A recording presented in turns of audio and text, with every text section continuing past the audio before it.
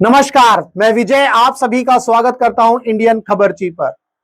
केंद्रीय कर्मचारियों को लगा 5 लाख वोल्ट का तगड़ा झटका। जी हां, आज की इस वीडियो में मैं आपको यह बताऊंगा कि जो 5 लाख वोल्ट का तगड़ा झटका केंद्रीय कर्मचारियों को लगा है वो क्यों लगा है। तो आइए वीडियो को स्टार्ट करते हैं। सबसे पहले आप ये समझिए कि 7th पे कमीशन के अकॉर्डिंग जो ग्रेच्युटी की जो सीलिंग हाइक थी वो 20 लाख से बढ़ाकर 25 लाख करी जाती है। और ये क्यों होती है? क्योंकि आपका डीए इंक्रीज होता है, यानी कि जो सेंट्रल गवर्नमेंट एम्प्लॉइज हैं उनका डीए इंक्रीज होता है 40% से 50% तक। और ये एप्लीकेबल कब से होता है? 1 जनवरी 2024 से, जिसकी वजह से ये जो ग्रेच्युटी की अमाउंट है इंक्रीज करी जाती है। 25% इंक्रीज करते हैं, यानी कि 20 लाख से 25 लाख तक इसका इंक्रीज होता है।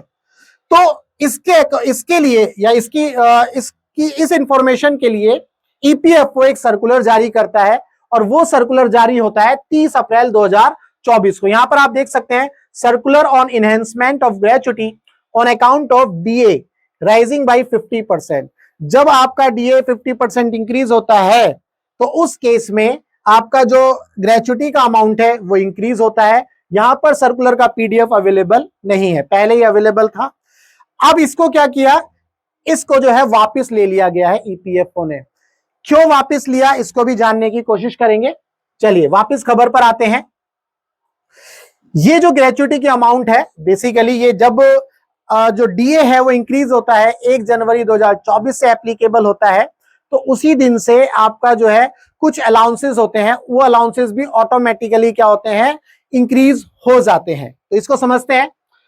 A week later on May 7, the retirement fund body issued another circular। जो रिटायरमेंट फंड बॉडी उन्होंने एक और सर्कुलर जारी किया और बोले कि जो इनहेंसमेंट हुआ है ग्रेच्युटी का on account of increase in DA, DA में इंक्रीज होने की वजह से उसको जो है हम निरस्त करते हैं विद इमीडिएट इफेक्ट। उसको जो है क्या कर दिया, टेम्पररी सस्पेंड कर दिया गया है। अब उस सर्कुलर को देखते हैं। ईपीएफओ की वेबसाइट है, तो यहां पर आप देखेंगे enhancement of gratuity on account of DA rising bye 50%। तो ये सर्कुलर पीडीएफ में अवेलेबल है। ये सर्कुलर जैसे ही ओपन करते हैं हमारे पास ये सर्कुलर आ जाता है। इन्होंने बोला कि जो सर्कुलर नंबर ये है, ये वो सर्कुलर था जो पहले अवेलेबल था 30 अप्रैल 2024 को आया था, जो कि अभी अवेलेबल नहीं है ईपीएफओ सर्कुलर वेबसाइट पर। इन एबियंस विद इमीडिएट इफेक्ट, इसको क्या कर दिया गया, निरस्त कर दिया गया इमीडिएट इफेक्ट से। इसका मतलब ये हुआ कि जो हाइक मिला था ग्रेच्युटी की अमाउंट में 20 लाख से 25 लाख का, वो जो है अभी एप्लीकेबल नहीं है, वो अभी चालू नहीं हुआ है। इसका मतलब ये हुआ 5 लाख का मोटा मोटा 5 लाख वोल्ट का जो है तगड़ा झटका केंद्रीय कर्मचारियों को लग चुका है। तो यहां पर आगे बात करेंगे।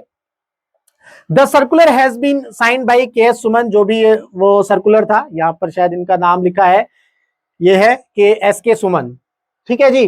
तो यहां पर आगे बात करें तो it is important to recall that जो सेंट्रल गवर्नमेंट एम्प्लॉइज थे, मार्च में उनका ये सर्कुलर आता है कि जो डीए जो है इंक्रीज होता है 46% से 50% होता है।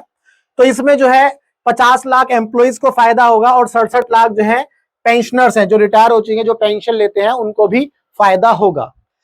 With DA hike to 50%, all other related allowances जैसे कि HRA, gratuity, children education allowance और हॉस्टल सब्सिडी भी इंक्रीज होती हैं ऑटोमेटिकली। इसके बाद बहुत सारे लोगों ने क्वेरीज करी। After receiving several queries from various quarters about this increase in rate of allowance, तो ministry of personnel, public grievances and pension department of personnel and training has issued a clarification. उन्होंने clarification दिया और उनके doubt को सभी को क्या किया, क्लियर किया। इसके बाद references are being received from various quarters with regard to the amount of children education allowance, hostel subsidy. ये भी क्या होंगे, इंक्रीज होंगे जैसे जैसे आपका डीए इंक्रीज होता है। कब? जब 50% हो जाएगा, है ना। Payable to central government employee at a rate of 50% with effect from 1 January 2024। The department said in an office memorandum, उन्होंने एक ऑफिस मेमोरेंडम इशू किया, कब? 25 अप्रैल को। और उसमें क्या किया, उन्होंने क्लैरिफाई किया रूल को। The DOPT said limit of children education allowance और हॉस्टल सब्सिडी भी ऑटोमेटिकली राइज होगी 25% every time the DA on revise पे स्ट्रक्चर गोज अप बाई 50%। जैसे ही डीए 50% होगा तो चिल्ड्रन एजुकेशन अलाउंस और हॉस्टल सब्सिडी अलाउंस भी ऑटोमेटिकली राइज होता है। ठीक है जी।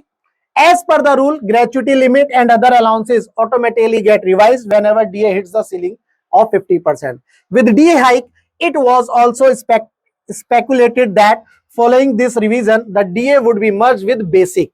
But ऐसा अभी कोई इंफॉर्मेशन नहीं है, सरकार की तरफ से भी ऐसा कोई इंफॉर्मेशन नहीं आया कि भाई डीए जो है 50% हो गया है तो इसको जो है बेसिक में मर्ज कर दो। ये इंफॉर्मेशन अभी कोई नहीं आई है।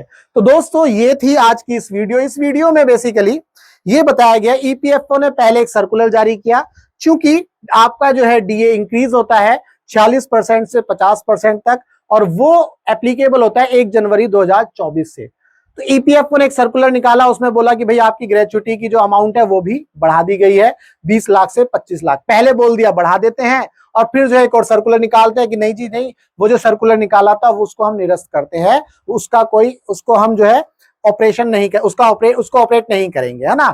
तो उसको सस्पेंड कर दिया। तो इसका मतलब मोटे मोटे तौर पर केंद्रीय कर्मचारियों को 5 लाख वोल्ट का तगड़ा झटका लग चुका है। दोस्तों ये थी आज की इस वीडियो में न्यूज, जो ईपीएफओ की तरफ से जो है लेटेस्ट न्यूज थी, जो सर्कुलर आया था उसके बारे में। वीडियो अच्छी लगी हो तो वीडियो को लाइक करना, शेयर करना और हमारे चैनल के साथ जुड़े रहना ताकि आपको इस तरह की लेटेस्ट इंफॉर्मेशन मिलती रहे। तब तक के लिए गुड